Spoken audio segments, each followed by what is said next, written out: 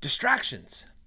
This is a huge area of challenge and often an unaddressed area, even for the highest performers.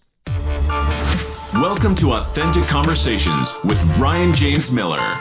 Join Ryan as he speaks with top business leaders and influencers, and hear how they've mastered the art of authenticity to achieve all that they dreamed of.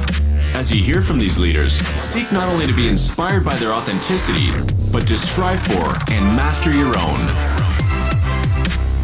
What up, and welcome to another episode of the podcast. So I am on episode 4 in a series that I am doing on my foundations pillars. So the first one we did, which has been quite a few weeks now, was on laying a foundation. Then the second pillar was prioritizing our roles in life. Pillar 3 was about creating the right rhythms of life, right? Habits and disciplines. That would have been the last one that you listened to in this solo series. And then this episode today, I'm going to be talking specifically about distractions. This is a huge area of challenge and often an unaddressed area, even for the highest performers. You know, when I think about people performing at their peak, it is far less about their talent, about their grit, about their opportunity, and far more about them protecting themselves from being distracted, from figuring out how to perform at their best in the most efficient way. And oftentimes efficiency comes by blocking out the things that are not necessary to pay attention to. But again, very few people actually address this area of distraction. By the way, before I get further into this, and a lot of what this pillar was inspired by was a book called Indistractable. Gosh, I cannot remember the author's name right now. That's a terrible thing for me to say, but just look up Indistractable. Fantastic book. He really gets to the root cause of a lot of these issues and how to practically overcome them. I'm going to share some of my own thoughts. Again, some of it inspired by him, Niall. I can't remember his last name. But anyway, some of his words inspired my words today. I'm going to summarize mine a little bit more briefly for the sake of these shorter episodes as well. So, high performers, high performance. You want to ultimately achieve the most you possibly can of the life that you are living. One of the things you have to do is to proactively avoid distractions. You have to proactively avoid the things that are going to derail you from getting to the place that you want to go or doing the things that you should be doing. So, if you don't avoid distraction, you are not going to perform at your best. You are not going to achieve the things that you desire. You are going to have a much harder time living the life that you've been called to live. And I'm going to go as far as to say that underperformers, far more than a lack of talent, a lack of grit, even though maybe some of this plays into it, far less about a lack of opportunity. Underperformers lack the desire or the will to do what's necessary to turn off the noise in the world. It's just too easy for people to pick up their cell phone, to binge watch one more episode of a TV show, to hit the snooze button 4 more times, to put off starting something new until Monday. Whatever. It's just, they get so distracted by what's in front of them that they forget about what they should really be pursuing. So they end up underperforming. They end up lacking the ability to achieve at the highest level for themselves. And again, when one of the things that I want to say here, I think I've said this on previous episodes in this series specifically, but High performance is not about people achieving the same level. We are all going to perform at different levels. Your peak performance and my peak performance are two totally different things. I'm only capable of what I'm capable of. You are only capable of what you are capable of. Obviously, we can break through our own barriers. Obviously, there's more that we are personally capable of, probably than we give ourselves credit for or than we actually accomplish. But my bar and your bar are different. Your bar and your friend's bar are different. Your friend's bar and his colleague's bar are different. Everybody's bar is different. It's far less about that top end and far more about managing the day to day. That's why it's important, by the way, when I talked a few weeks back about the prioritization of roles. If we're not clear on the things that are most important to us, that we should be paying the most attention to, then we are easily going to get distracted by the things that are less important to us, or the things that are not important at all to us. When we're not clear on where we're going, how in the hell are we going to get there? And so again, we just bump around.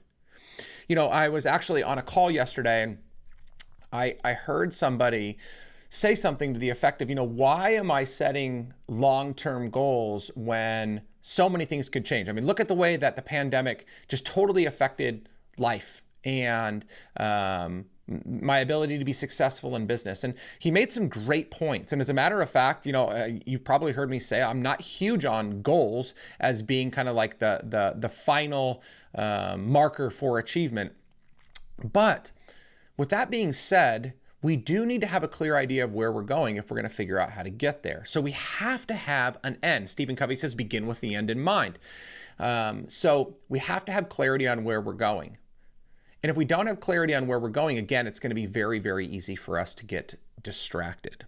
So I'm going to just kind of time check here. So let me give you just a couple of practical ways. This is going to be probably the shortest in the series, but don't let the lack of time fool you from recognizing how important this area is. It's just because this is very, very straightforward.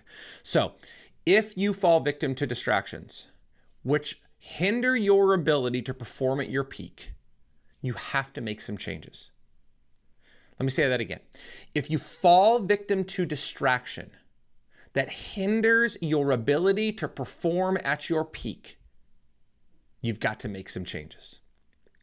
Here are 3 straightforward things that you can do, but it's going to take some time to work through them. So number 1, I would love for you to consider, or I would recommend that you consider, what time of day you perform at your peak. It's interesting to me. I was on another coaching call the other day, and we were talking about sales activities specifically. I was talking with a group of business owners, and we were talking about the fact that, people typically come into the office and they knock out all their administrative work, right? They blow out all their emails, or as many as they can for that day. They get all their paperwork done because it's like, get in the office, get all this stuff done, and then I can be freed up to do whatever else I need to do. And whatever else they need to do often includes sales activity, business development activity, outreach to prospective clients, to centers of influence, whatever it may be. And so typically after lunch, they start that process. And one gentleman in particular made a comment that he was finding that he was really exhausted. And then one of the ladies in the group, she followed up with saying, gosh, I kind of feel that way too. Like I just don't have the energy that I really feel like I need to talk to these people and to convince them to take an appointment with me or move the process along or whatever. And it was just amazing to hear them talk about that stuff. And then I said, you guys, don't you see what's happening here? The thing that is most important to you in your business, which is revenue generation, which is the most important thing in any business, you're leaving for later in the day. It's like sloppy seconds, or I don't know, whatever rhymes with thirds. It's just, you're not prioritizing the right things. So if you're tired later in the day, save the crap for that time. If you perform best early in the day, then focus on your highest payoff activities during that time. It's the same as the gym. If you're typically an afternoon gym person, but you find yourself often skipping the gym because you're so excited, or you go to the gym, but you can't really give it a lot of effort, you need to reconsider. You may be better off getting in there first thing in the morning, knocking it out. But on the flip side, there's a lot of other people that kind of struggle to get going in the morning, and they perform better later in the day. So if that's the case, your highest payoff activities should be done later in the day, when you're most creative. If that's later in the day, then create later in the day, whatever that may be. There's too much emphasis, by the way, just in terms of like focusing on time. There's way too much emphasis right now on early risers being the peak performers. I don't believe that's the case. I do see benefit in getting up early, getting a lot of stuff done before other people are not awake.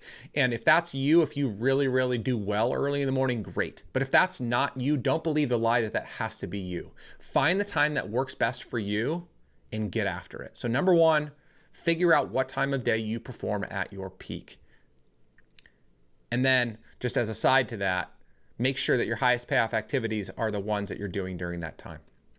Number two, when I think about fighting against distraction, the second thing that I would say is ask yourself, what is your biggest daily distraction? Is it email? Is it phone? Is it social media? Is it your office mate? What is it? You know, I heard Tim Ferriss, 4-Hour Work Week, and many other great books that he's written. He talked about this many years ago. And then there's a guy actually I've had on my podcast before, Lester Morales. He's incorporated this well. I've done this in the past as well. And it's just so genius. If email is a blood-sucking vampire to you, control it. And by control it, one of the things that you can do, which is what Lester does, which I wish, as a matter of fact, if you're listening to this this podcast right now, email, and you can just say hi to him. This will be kind of fun anyway. But if you want to see a great autoresponder set up, I recommend that you email my buddy Lester Morales. So his email is Lester, Lester, .Morales, Morales, at nextimpactllc.com. That's nextimpactllc.com. He has an autoresponder that will respond back to every single email, letting you know what times of day he checks his email. He doesn't check them at all times. So check that out if you want a great example of how to control your email. Lester does an amazing job of that. And not everybody can do that all the time. Maybe if you work for somebody else's business or something like that, but even talk to your boss about maybe setting something up like that. It's just such a great practice to control your email. If you're having a hard time with social media, set times of the day that you check it. Put it away. I've had friends that have deleted it from their phone, so they don't have that on their, they don't have that app, they don't, or turned off the notifications. So whatever that takes, figure out what your biggest daily distraction is. Identifying it is the first gift to yourself, and then secondly, you got to figure out how to do away with it or to deal with it. And then number three, so I talked about figuring out what time of day you perform at your peak. 2 was, what's your biggest daily distraction, right? Answering that question. And then 3 is, how easily do you believe you're distracted? So this is a exercise in self-awareness. If you say, I'm not distracted at all, then I would love for you to do an evaluation as to what kind of distractions you do face during the day. You may be surprised. If you say that you're pretty easily distracted, like you see a squirrel and turn and run in the other, and run towards it, then the follow-up would be, why are you so easily distracted? Is your heart not in the things that you're pursuing? These are like, I'll cover these in some of the series to come, but you have to answer the question, not just how easily do you believe you're distracted, but if you are being distracted on a regular basis from getting the things done that you want to get done or that you believe are necessary for you to achieve at your peak level of performance, why are you allowing them to get in the way? What is that doing for you? And there's a lot of depth there. But those are three questions that you can answer to begin to address this area of being distracted and becoming indistractable. Look at, I'll finish with this. We always, emphatically, I will say this again, we always have a choice as to what gets our attention based on the questions that we ask and the way that we answer them. So, choose wisely as to what you are going to allow your attention to be taken by. Choose wisely as to what you are going to invest your time in. Because if you are focused on ultimately achieving a life of freedom, remember, doing what you want, when you want, with the people that you want. I believe that's the life the mass majority of us are after. If that's the life you're after, you need to start making the right choices to ensure that your intention is going towards the things that are going to help you achieve that life of freedom.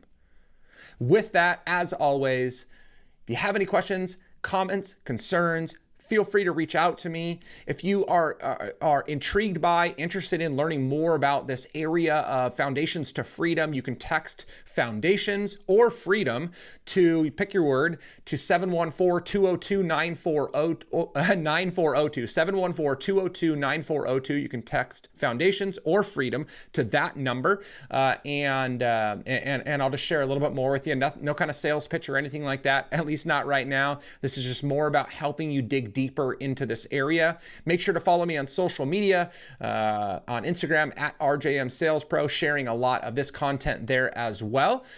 And most importantly, be you, be happy, be authentic. Talk to you soon. Peace. Thank you for listening to Authentic Conversations with Ryan James Miller. If you found value in today's episode, please subscribe on your favorite podcasting platform and share it with others. To connect with Ryan and learn more, visit ryanjamesmiller.com.